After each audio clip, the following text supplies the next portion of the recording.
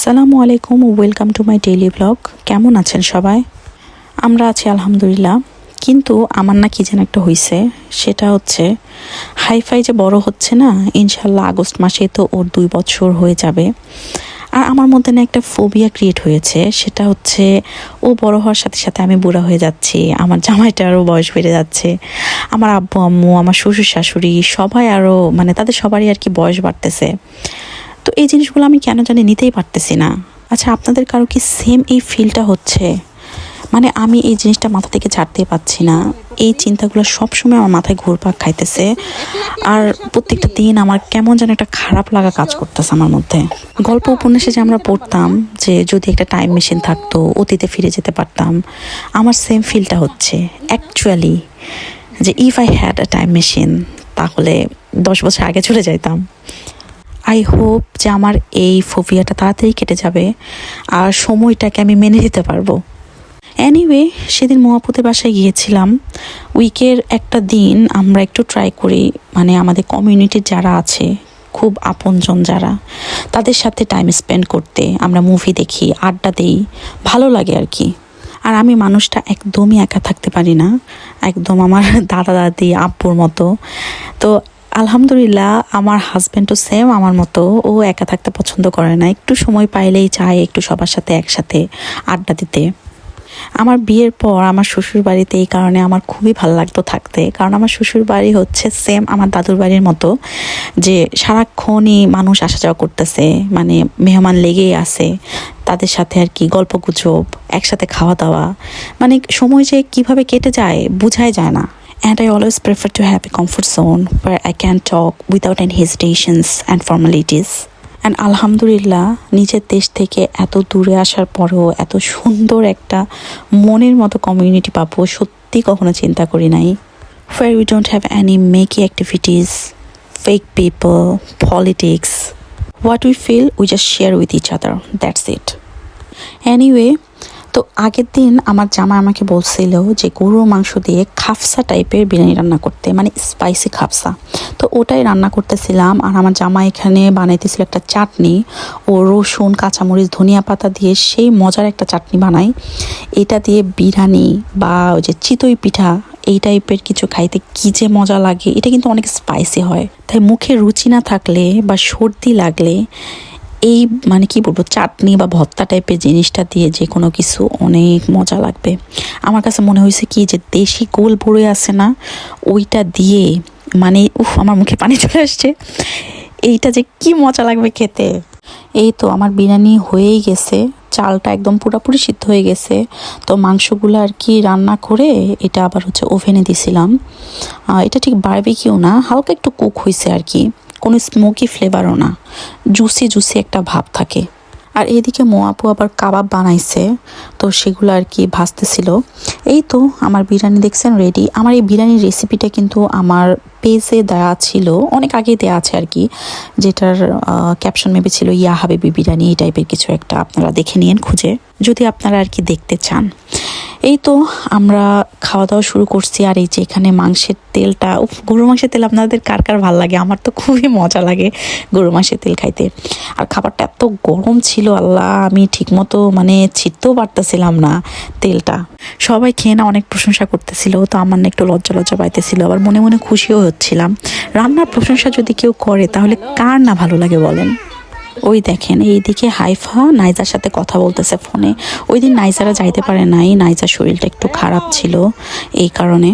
ফোনের ওপাশ থেকে নাইজাও আপা আপা আপা আপা ডাকতে ডাকতে পাগল হয়ে যাইতেছে, এইদিকে হাইফাও আপা আপা ডাকতে ডাকতে মুখ দিয়ে ফেনা তুলতেছে। এই দুজনের অবস্থা, নিজেদের কি সব চাইনিজ ভাষা ওরা বলে, তো আমরা অনেক মজা পাইতেছিলাম ওদের কথা শুনে।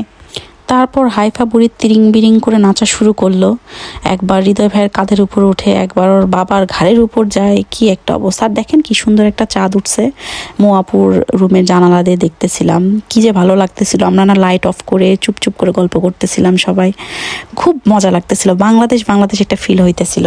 আর এই তো এটা তারপর দিন আমাদের বাসায় রান্না করতেছিলাম পালং শাক দিয়ে রুই মাছের মাথা।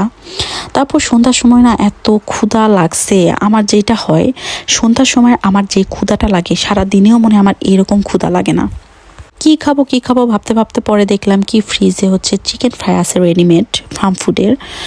তো ওইটা এয়ার ফ্রায়ারে দিয়ে দিলাম। আর হইতেছে সালাদ বানাচ্ছিলাম। আমার আবার ইদানিং কি হয়েছে, চিকেন ফ্রাইয়ের সাথে একটু সালাদ খুবই মজা লাগে খাইতে। আর আমি না বাংলা সালাদ পছন্দ করি, এই যে শসা, টমেটো, পেঁয়াজ, মরিচ, সরিষার তেল, লবণ, ব্যাস আর কিচ্ছু না।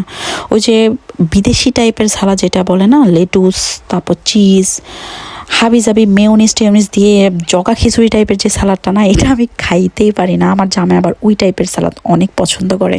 এই জন্য দেখা যায় কি, আমার জামাইকে আমি যখনই সালাদ বানাতে বলি, ও না এই সালাদের মধ্যে টক দই, চিজ, তারপর হার্ব, কি সব দিয়ে এমন একটা বিদঘুটা জিনিস বানায় ফেলে, আমি আর সেটা খাইতে পারি না। এই যে সালাডটা ফরহাদ ভাইয়া জুবাইরকে দিছিল, জুবাইর এই সালাডটা অনেক পছন্দ করে, তাই ভাইয়া আর কি নিয়ে আসছিল আমাদের বাসায়। তো এই সালাদ আমি খাইতেই পারি না, বাট জুবাইর এটা মনে 2-3 প্যাকেট ইজিলি খাইতে পারবে। এনিওয়ে, এই তো আমার চিকেন ফ্রাই রেডি। এই চিকেন ফ্রাইগুলো না মানে মন্দের ভালো, স্পাইসি না একদমই, বাট উপরের কোটিংটাতে একটু লবণ থাকে, এই কারণে আমার তাও মোটামুটি ভাল লাগে। মানে দুধের স্বাদ ঘোলে মেটানোর মতো। যখন দেখা যায় যে আমার চিকেন ফ্রাই করতে ইচ্ছাই করতেছে না, আবার বাট চিকেন ফ্রাই খাইতে ইচ্ছা করতেছে, তখন আর কি এইটা চট করে ভেজে নিয়ে একটু এই যে এরকম সালাদ টালাদ বানাই বা হচ্ছে ঝাল সস দিয়ে খেতে খারাপ লাগে না, চলে আর কি। এদেশের অন্যান্য যে রেডিমেড চিকেন ফ্রাই পাওয়া যায় সেগুলো তো মুখে দেয়াই যায় না, একদম না আছে ঝাল, না আছে লবণ, কিচ্ছু না। মানে এদেশের মানুষ না যে কোনো জিনিসের ফ্লেভারটা অনেক পছন্দ করে, সেটা সবজি হোক বা এই যে ফিশ হোক বা মিট হোক, এনিথিং। চিকেন ফ্রাইয়ের সাথে না আমার জামাই আবার কয়েকটা চিকেন বলও দিছিল। তো এগুলো কিনছে আইসল্যান্ড থেকে। তো এই চিকেন বলগুলো অনেক মজা লাগছে আমার, সিপির মতো কিছুটা টেস্ট। বাংলাদেশের সিপির চিকেন বল আমার এত এত পছন্দ। আগে আমি, মৌমিতা, রিয়া আমরা প্রায় না ওই যে নিউ মার্কেটে যে সিপিটা আছে ওখান থেকে আর কি চিকেন বল কিনে খাইতাম। ইউকে আসার পর এখানকার রেস্টুরেন্টগুলোতে খেয়ে আমার মন উঠে গেছে, সেটা ইন্ডিয়ানই হোক বা বাঙালিই হোক। আমি বাংলাদেশের রেস্টুরেন্টের খাবার যে কী পরিমাণ মিস করি।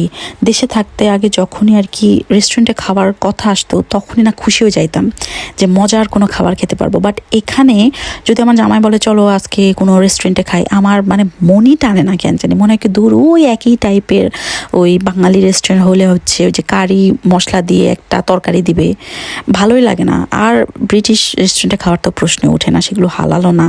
এই জন্য না যেটা খাইতে ইচ্ছা করে ট্রাই করি বাসাতেই বানাইতে। আহারে কবে যে বাংলাদেশে যাব আর মজার মজার খাবারগুলো খেতে পারবো। হ্যাঁ, আফসোস। যাই হোক, সন্ধ্যার নাস্তাটা খুব ভালো মতোই গেছে। আর আমি না সালাতে এত ঝাল দিয়ে ফেলছি, অনেক মরিচ দিছিলাম আর মরিচগুলো অনেক ঝাল ছিল। তো খাওয়ার পর আমি কথা বলতে পারতেছিলাম না, পরে তাড়াতাড়ি করে একটা আইসক্রিম নিয়ে খাওয়া শুরু করছি। ওই দিন যে গরম পড়ছিল, তো আমার না অনেক আইসক্রিম খাইতে ইচ্ছা করতেছিল, তাই দৌড় দিয়ে যে বাসার সামনে যে কোপ ছিল ওখান থেকে আইসক্রিম নিয়ে আসছিলাম। তো গরমের কারণে না আইসক্রিমটা পুরো গলে গেছে, তো এই কারণে এত দ্রুত খাইতে হইতেছিল। আবার হাইফাও আইসক্রিম দেখে খাওয়ার জন্য বারবার কাছে আসতেছিল, আর ওর তো সর্দি লাগছে দেখে দিতেও পারতেছিলাম না, তাই চকবারের যে উপরে যে চকলেটের যে লেয়ারটা থাকে ওইটা একটু একটু করে দিচ্ছিলাম। আচ্ছা, অনেকক্ষণ বকবক করছি, এখন আমি যাই। সবাই ভালো থাকবেন, আল্লাহ হাফেজ।